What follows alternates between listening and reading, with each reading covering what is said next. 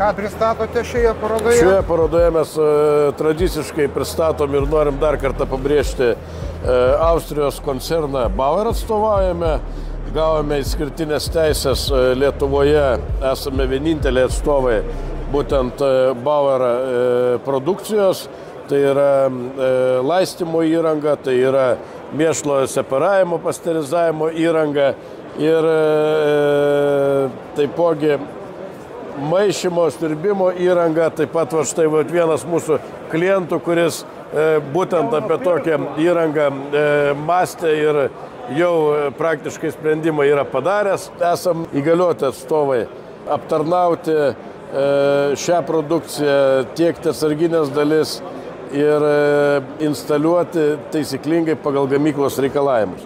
Tai Baueris kaip gamintojas gamina ir separatorius, ir mėšlo separavimo, pasterizavimo įranga, taipogi laistymo įranga, taipogi įranga, kuri skirta yra biodujų jėgainėms. Jeigu mąstote apie uždarą mėšlo tvarkymo sistemą, jūs tą mėšlą galite atsiseparuoti, gražinti į guoliavietės, galite atsiseparuoti, taipogi skystą frakciją nukreipti į rezervuarą, tirštą frakciją galite iškartyti su mėšlo kratytuvu. Taip, kad yra tikrai patikimas, geras produktas, kuris Lietuvos rinkoje jau yra ne vieni metai, ūkininkai yra patenkinti ir kuo toliau, tuo daugiau šių separatorių yra parduodama į Lietuvos rinką. Jie gali būti komplektuojami su smulkintuvais, be smulkintuvo, gali būti galingumas net iki 15 kW, tai yra maždaug iki 300 kubinių metrų per valandą toksai našumas, tai yra tikrai galingi, tvirti, našus, patikimi siurbliai.